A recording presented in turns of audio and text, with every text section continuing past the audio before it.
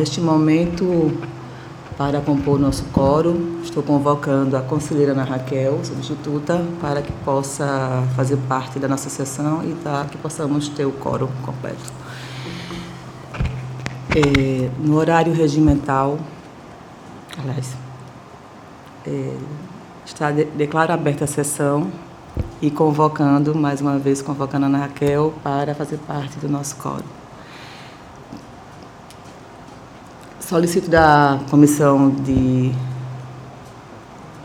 plenário para que faça a leitura da ata da sessão anterior.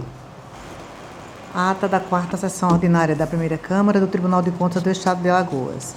Aos 23 dias do mês de março do ano de 2023, no plenário das sessões do Tribunal de Contas do Estado de Alagoas, foi realizada a sessão ordinária da Primeira Câmara sob a presidência do excelentíssimo senhor presidente Otávio Lessa de Geraldo Santos, onde reuniram os senhores conselheiros. Conselheiro Rodrigo Siqueira Cavalcante e conselheira substituta Ana Raquel Ribeiro Sampaio Calheiros. O Ministério Público de Contas esteve presente, representado pelo doutor procurador Gustavo Henrique Albuquerque Santos.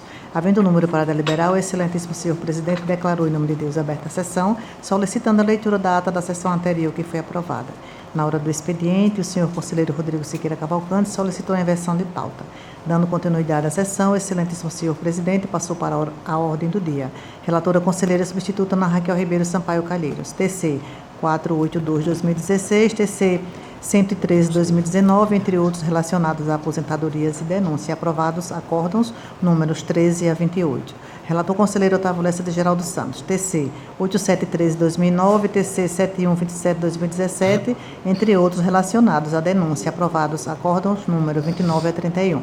Relator conselheiro Rodrigo Siqueira Cavalcante, TC 8311/2018, TC 17822/2022, entre outros relacionados a aposentadorias, denúncia e aplicação de multa, aprovados acórdãos número 32 a 35.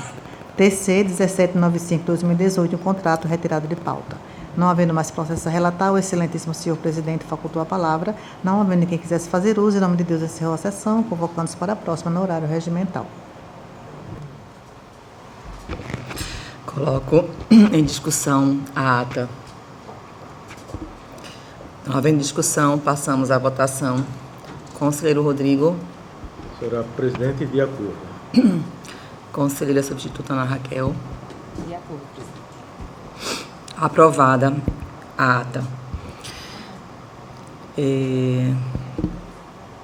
Passamos ao horário do expediente. Passo a palavra aos senhores conselheiros, senhora conselheira, membro do Ministério Público. Não havendo quem queira fazer uso da palavra neste momento, passamos à ordem do dia e pela ordem para relatar o conselheiro Rodrigo.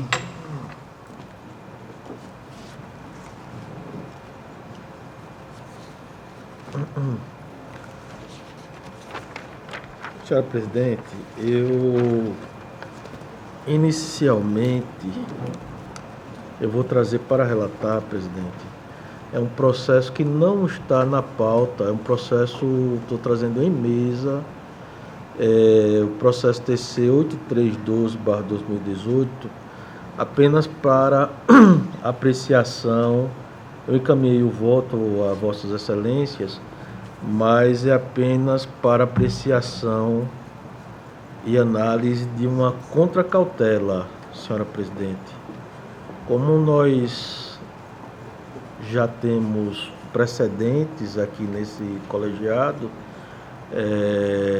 de repente eu consulto vossa excelência quanto à possibilidade, se vossas excelências veem algum problema em relatar esse processo.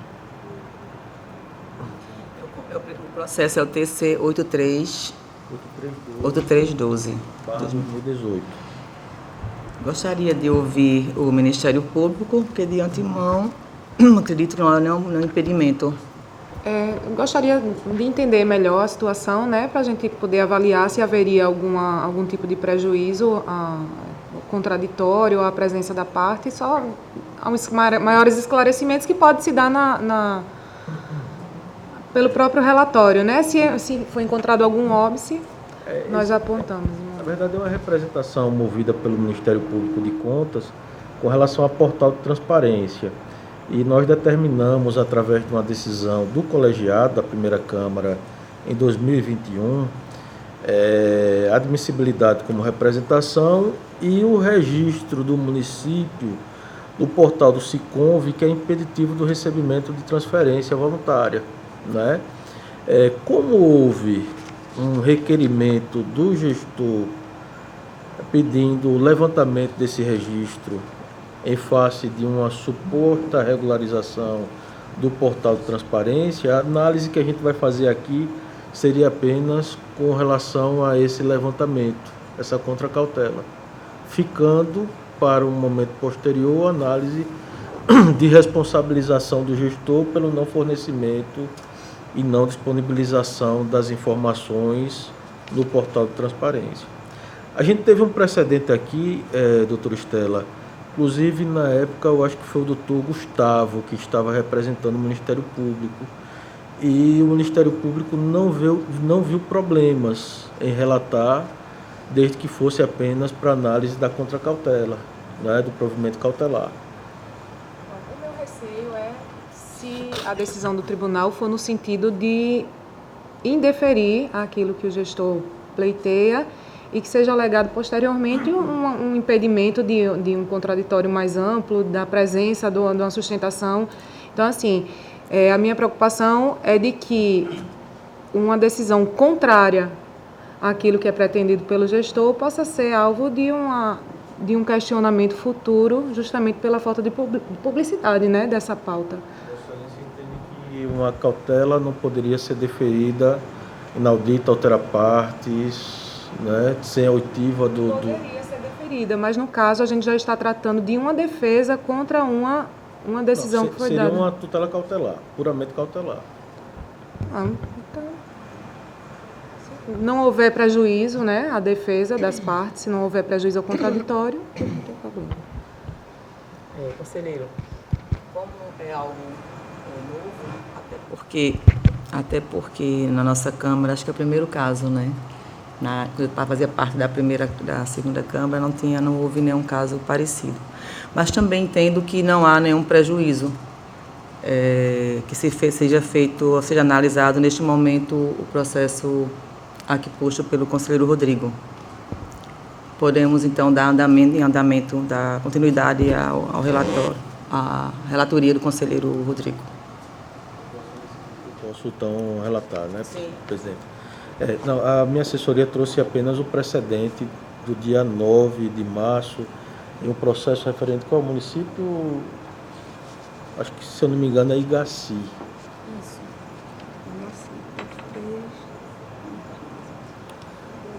Processo 8311/2018. Mas, enfim, Vossa Excelência está autorizando, eu vou fazer, então, o relato do processo, Excelência. É o processo, portanto, 8312/2018, se trata de uma representação movida pelo Ministério Público de Contas, visando a responsabilização do gestor do município de Craíbas durante o exercício financeiro de 2018, haja vista a baixa qualidade das informações contidas no portal de transparência do referido município, ou a simples ausência de algumas informações de grande relevo na forma do relatório contido no voto do acórdão de número 1-906/2021. Diante da juntada de expediente, oriundo da Controladoria Geral do Município, constante nos autos, senhora presidente, denominado de cumprimento de decisão e pedido de levantamento do gravame, o processo seguiu a Diretoria de Fiscalização Municipal, que elaborou o relatório técnico de número 034/2022, datado de 5 de dezembro de 2022. Os autos foram encaminhados ao Ministério Público de Contas, que apresentou o despacho de número 217/2022, da lavra do senhor Rafael Rodrigues de Alcântara, no sentido de comunicar o SICONV quanto ao saneamento das irregularidades apontadas no voto, que gerou o acórdão supramencionado, ao passo em que reiterou a necessidade de execução do julgado no que se refere ao seu item 3. Este é o relatório, senhora presidente. Com a palavra o Ministério Público, doutora Estela. Bem, eu não tenho como me manifestar no momento, né? Não tenho outras informações sobre o processo, eu reitero apenas a manifestação que consta do processo já. Doutor Rodrigo, com a palavra. Presidente, a questão em análise diz respeito à conformidade do portal de transparência da Prefeitura Municipal de Craíbas. Conformidade aos critérios estabelecidos na Lei de Acesso à Informação, assim como na Lei de Responsabilidade Fiscal e também na Resolução Normativa de número 05/2016 da Tricom. O caso refere-se, portanto, ao princípio constitucional da publicidade, que impõe a divulgação de todos os atos da administração pública, com exceção daqueles cujo sigilo seja indispensável para a manutenção da segurança da sociedade ou do Estado. Os autos vieram a ser submetidos em um primeiro momento à deliberação da primeira Câmara deste Tribunal, em 31 de agosto de 2021. Em 31 de agosto de 2021, o ente municipal, por intermédio de sua Controladoria Geral, apresentou cumprimento de decisão com solicitação de retirada do registro do município no portal do Siconv. Os autos foram remetidos novamente à unidade técnica, que apresentou relatório, através do qual se depreende a correção das irregularidades apontadas no voto, motivo pelo qual o órgão ministerial emitiu nova manifestação pela comunicação do Siconv quanto ao saneamento das inconsistências. Dessa forma, considerando que o bloqueio dos repasses voluntários traz consequências práticas para o interesse público, corrobora o entendimento do Parquê de Contas no sentido de determinar a retirada das restrições impostas diante do registro do portal do Siconv, sem prejuízo da análise em momento posterior da responsabilidade do ex-gestor, senhor Ediel Barbosa Lima, pelas falhas constatadas em sua gestão. Contudo, ressalto que é necessário que o atual gestor mantenha permanentemente atualizado o portal de transparência, observando ainda todos os pontos suscitados e conferidos na tabela elaborada pela unidade técnica.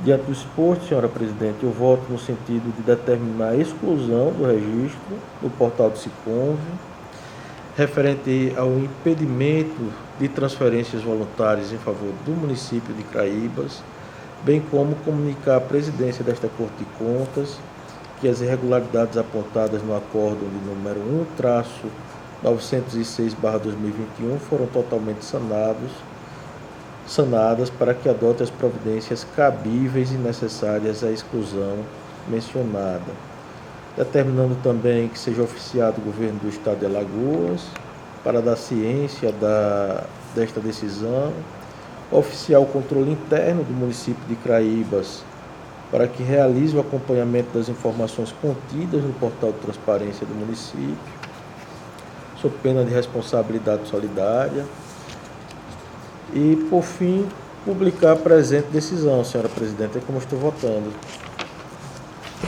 Neste momento, coloco em discussão o processo ora relatado pelo conselheiro Rodrigo. Não havendo discussão, passamos à votação. Considera a substituta Ana Raquel. Com o relator, senhora presidente. Da mesma forma, também acompanho o relator e já parabenizando também o conselheiro pela agilidade, né, no processo, que realmente eu até vou... A dinâmica tá muito interessante e acho que é esse o caminho, presidente, conselheiro. Continua com a palavra, Vossa Excelência. Agradeço, conselheira. eu trago para relatar na sequência o processo TC de número 10.722/2019, que se trata de uma representação também acolhida nessa corte por meio da ouvidoria e que veio a ser formulada pela Associação dos Moradores do Conjunto 1º de Junho ao Tribunal de Contas do Estado de Alagoas e cuja abertura se deu através do memorando de número 737/2019, de 30 de setembro daquele mesmo ano, remetendo a atividades irregulares e degradadoras do meio ambiente no âmbito da operação do aterro sanitário do município de Maceió. O procedimento recebeu a tramitação pertinente a denúncias / representações, conforme previsão do artigo 190 e seguintes do Regimento Interno da Corte de Contas.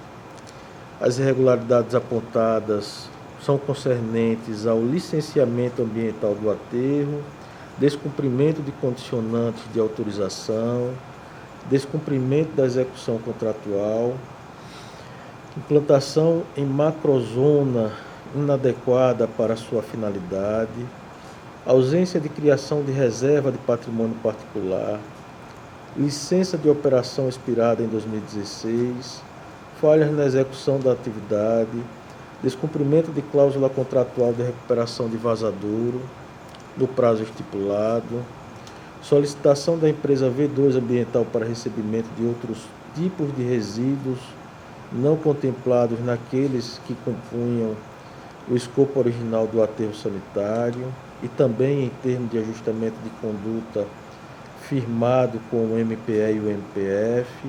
Por fim, diversas atividades potencialmente degradadoras do meio ambiente, passíveis de danos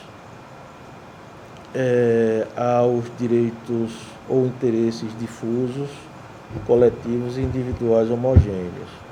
Os autos foram encaminhados ao Ministério Público de Contas, que se manifestou através do parecer de número 1938/2022, pelo recebimento da denúncia em relação aos itens 1.3, aos itens 2, 3 e 4 do parecer. E também se manifestou pelo arquivamento dos demais itens, assim como pela citação da empresa V2 Ambiental para manifestação quanto ao teor das imputações e, por fim, o retorno dos autos ao Ministério Público para manifestação conclusiva. Este é o relatório, senhora presidente. Com a palavra o Ministério Público, doutora Estela. Bem, eu reitero o parecer do Ministério Público que foi exarado nos autos no sentido da admissibilidade da denúncia em relação aos itens especificados pelo conselheiro relator, né, havendo o afastamento as demais imputações que foram feitas, né, uma delas referente ao licenciamento ambiental, onde se questionava a incompetência do município de Maceió para licenciar o aterro sanitário, visto que a atividade reveste de interesse predominantemente local, não havendo como prosperar a alegação do representante. Então, eu reitero a manifestação do Ministério Público de Contas no sentido da admissibilidade parcial da representação com arquivamento em limine dos demais pontos em que já se verifica que não há indício de irregularidade. Doutor Rodrigo, com a palavra. Presidente, nós fizemos a análise da competência. De fato, o tribunal é competente para analisar a matéria, né? Pois se refere ao patrimônio público ambiental, também envolve atos administrativos de licenciamento. Fizemos a análise da admissibilidade da representação, à luz da Lei 8.790/2022, artigo 102, parágrafo 1º, assim como da Resolução Normativa número 03/2001, nosso regimento interno, que estabelece, em síntese, que se refira à matéria de competência do tribunal, se referirá a administrador responsável sujeito à sua jurisdição, contém o nome, a qualificação e o endereço do denunciante, o representante, esteja acompanhado de prova ou indício quanto a fato ou existência de ilegalidade ou irregularidade.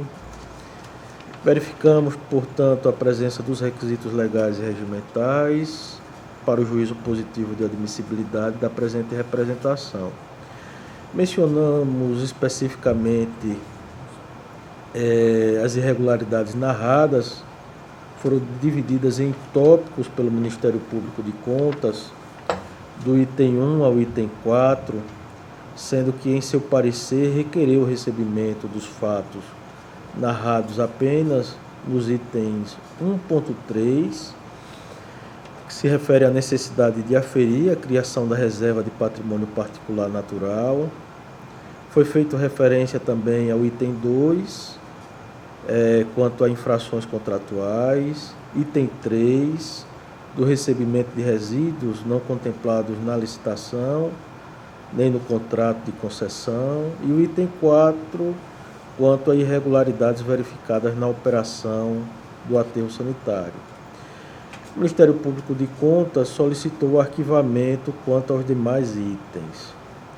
Nós mencionamos também, senhora presidente, de uma forma resumida, que o órgão ministerial informa a existência de procedimento ordinário, no bojo do qual foram realizadas diligências que estariam conexas com a presente demanda, em razão da similitude entre os seus objetos, e que no âmbito do Tribunal de Contas, do nosso Tribunal de Contas, tramita uma auditoria operacional cujo objeto é o estudo da operação técnica do aterro sanitário do município de Maceió nos anos de 2010 e 2014 a 2019, levada a termo pela equipe de diretoria de engenharia desta Corte de Contas, por meio do processo TC de número 13.848/2019.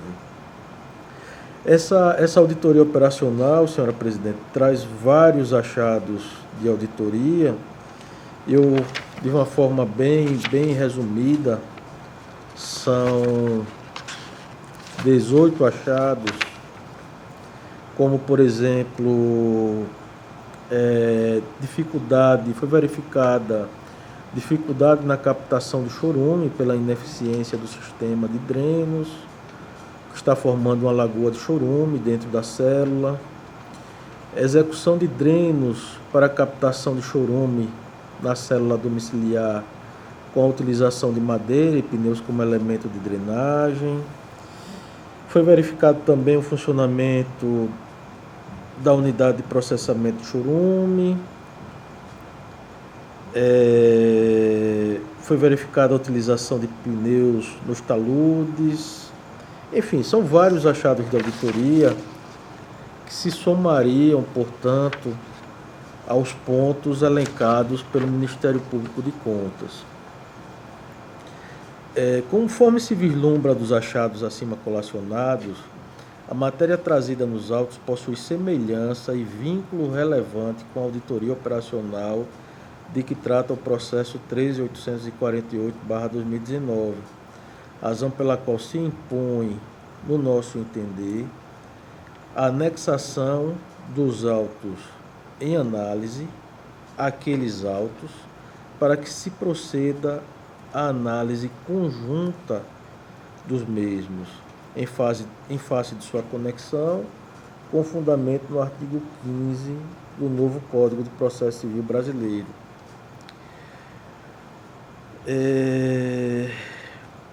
Então, senhora presidente, de uma forma resumida, nós estamos trazendo o voto no sentido de admitir como representação o presente feito, na forma do artigo 102, parágrafo 1º da Lei Estadual 8.790/2022, e determinar a juntada desses autos ao processo TC 13.848/2019. É como estou votando, senhora presidente. Está em discussão o processo ora relatado. Não havendo discussão, passamos à votação. Conselheira substituta Ana Raquel, como vota? Acompanho o voto do relator, senhora presidente. Também acompanho o voto do relator. Está aprovado. Continua com a palavra o conselheiro Rodrigo. Senhora presidente, por fim, eu trago 12 processos de aposentadoria. São processos listados no ofício circular 11/2023 do nosso gabinete. Eu encaminhei os votos a Vossas Excelências e eu estou trazendo voto em todos eles pelo registro dos atos, né, em que pese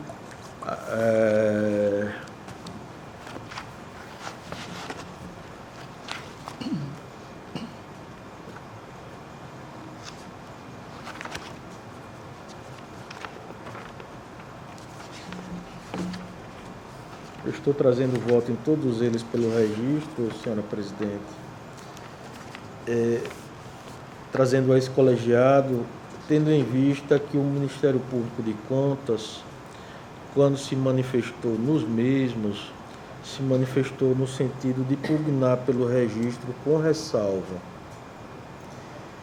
E, em razão, eu vou fazer a leitura do dispositivo do parecer do Ministério Público de Contas, que se manifesta no seguinte sentido, senhora presidente: que se abstenha de conceder aposentadoria, reforma ou pensão pelo regime próprio de previdência do servidor público a servidores admitidos sem concurso público, orientando-os a postular seus direitos previdenciários perante o regime geral de previdência social, sob pena de aplicação de multa prevista no artigo 48, inciso 2, da Lei Orgânica do TCAL para cada ato de concessão ilegal. Também faz parte do pronunciamento do Ministério Público o item B, que vem nos seguintes termos: que caso existente promova a desfiliação dos servidores não concursados do regime próprio de previdência dos servidores públicos, inscrevendo-os no regime geral de previdência social, ressalvados os servidores já aposentados ou que tenham preenchido os requisitos para aposentadoria sob o regime próprio de previdência, desde que não tenham sido admitidos sem concurso público após a promulgação da Constituição Federal.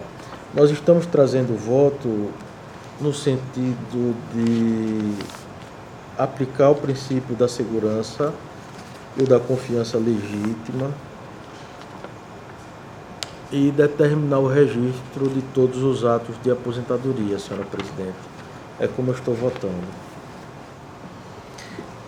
Passo a palavra à senhora procuradora, doutora Estela. Bem, eu reitero as manifestações, né, que constam em cada um dos processos.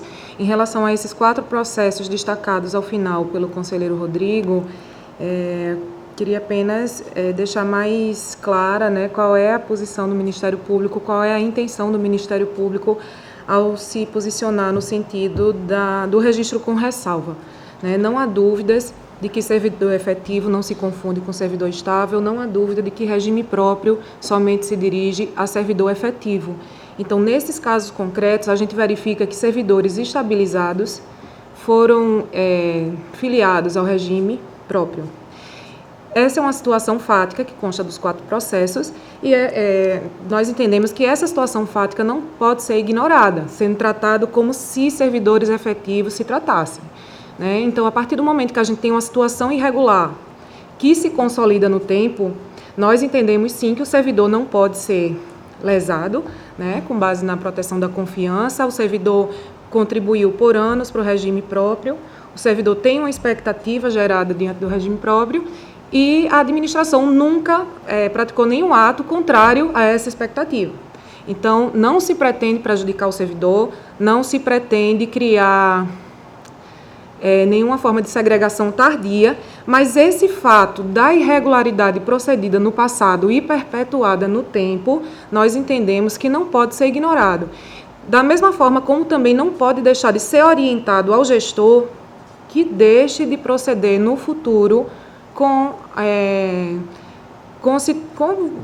uma conduta que venha também a perpetuar novas irregularidades. Então, as situações consolidadas no tempo, entendemos sim que o tribunal deve conformar a situação e garantir o direito dos servidores, mas entendemos que isso deve ser expressamente registrado nos atos e expedida a recomendação também ao gestor do RPPS e, por isso, a manifestação pela regularidade com ressalva.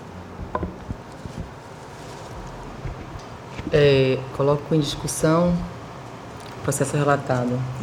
Conselheira. Só para tirar a dúvida, foi pela regularidade com ressalva, pelo registro com ressalva. Não, foi pela regularidade, foi pelo registro. Não é o parecer que foi pela regularidade com ressalva. Oi? O parecer do Ministério Público foi regularidade com ressalva. A nossa decisão foi pela regularidade, né?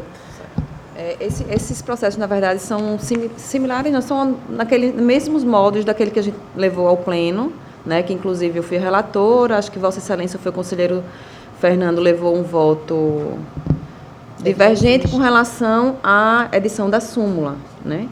Mas, em termos do voto em si, foi no mesmo sentido e eu tenho a impressão que foi pela regularidade com ressalva, pelo registro com essa ressalva, baseado nos princípios, nos mesmos princípios que Vossa Excelência fundamenta para registrá-los. Eu acho que ato de aposentadoria não tem como registrar com ressalva, né? Ou registra ou não registra. É diferente. Mas eu acho que é justamente, eu acho que assim, a gente pode registrar fazendo a ressalva. Eu não vejo que isso seja um impeditivo, no sentido de constar essa informação de que é feito um registro baseado nesses princípios, que, no entanto, que eles não se conformam no todo legalmente, mas com a ressalva fundamentada nesses princípios, que está sendo feito o registro dessas aposentadorias. Eu acho que foi assim na época o meu voto e eu acho que eu sou pelo registro, no mesmo sentido de Vossa Excelência, só acho que essa ressalva deveria constar. Ao gestor para que tenha cautela, situações futuras, não faça... Isso. Eu não sei nem se seria um ofício ao gestor. Eu acho que no ato, na decisão mesmo, do ato de registro, eu acho que deveria constar essa ressalva, entendeu? Porque quando a gente faz o registro, a gente faz baseado no fato de que ele está cumprindo com os requisitos legais. Na verdade, nesses casos, ele não está cumprindo com todos os requisitos legais. Ele cumpre com alguns, mas em outros ele descumpre, mas com a ressalva fundamentada nesses princípios, com essa exceção baseada nesses princípios, é que se faz o registro. Eu acho que é importante fazer esse registro na decisão, porque fundamenta outras decisões futuras, né, que vão vir outros casos parecidos. Então, até como sendo usado para outras futuras decisões, eu acho que seria importante ter esse registro. Eu lembro dessa discussão, no pleno. Teve uma situação que justamente veio o voto do conselheiro Fernando, e aí não ficou de sumular, mas ficamos de ver caso a caso. Foi isso? Então, cada um ia avaliar e ter o seu entendimento de acordo com cada situação. Como era uma situação mais delicada, era uma situação que realmente teria que ter mais cautela, então ficou... Eu lembro que o conselheiro Fernando teve um entendimento, eu não sei se foi a conselheira Raquel também. O processo era de minha relatoria. Isso. Na verdade, a gente divergiu com relação à edição da súmula. Isso, também foi isso, mas que foi feito, o voto naquele momento foi pelo registro. Então, continua em discussão. Conselheira, como vota? Eu acompanho o conselheiro Rodrigo apenas sugerindo o acréscimo da ressalva dos fundamentos de ter sido feito nas decisões, no acordo final, nas decisões. Eu acho que deve constar a ressalva, que já consta no corpo, na verdade, da decisão, né, no relatório, mas eu acho que deve constar na decisão a ressalva.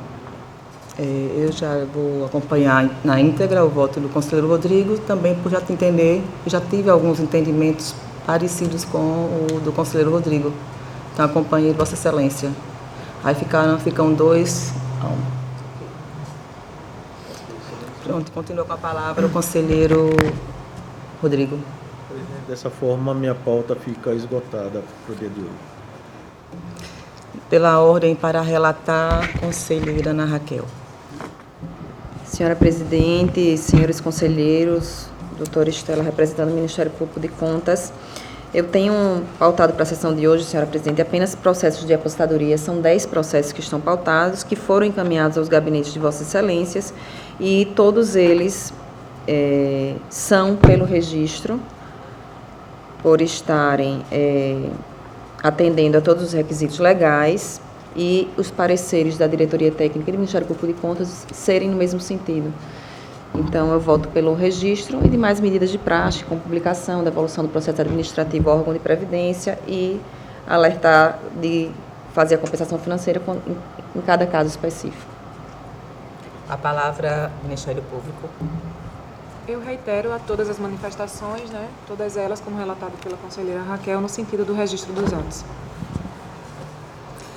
Coloco em discussão os processos relatados pela conselheira substituta Ana Raquel. Passamos à votação. Conselheiro Rodrigo. Senhora presidente, acompanho a relatora. Da mesma forma, acompanho a relatora. Continua com a palavra a conselheira Ana Raquel. Não tem mais pauta, senhora presidente. Pela ordem seria, eu não tenho processo a relatar, então encerramos conselheiro, pela ordem para relatar o conselheiro Sérgio. Senhora presidente, senhor conselheiro, senhora conselheira substituta, senhora presidente, não tenho processo pautado para relatar, mas eu gostaria de registrar que este mês de março ingressaram alguns processos, todos os processos, na verdade, que ingressaram em nosso gabinete se referem a atos de pessoal, e também nós temos alguns processos ainda antigos de atos de pessoal que nós estamos procedendo à instrução e determinando o registro de forma monocrática, conforme faculta a resolução 017/2018. É só para registrar. Por esse motivo, não trago a apreciação dessa Câmara tais processos, senhora presidente. Sim, ok, conselheiro, como está facultado pela nossa resolução, então, Vossa Excelência tem todo o livre-arbítrio. Então, passamos, neste momento, encerro a ordem do dia, passamos às explicações pessoais. Está facultada a palavra aos senhores conselheiros, em nome do Ministério Público. Não havendo quem queira falar, neste momento, declaro encerrada a presente sessão, convocando-os para a próxima no horário regimental.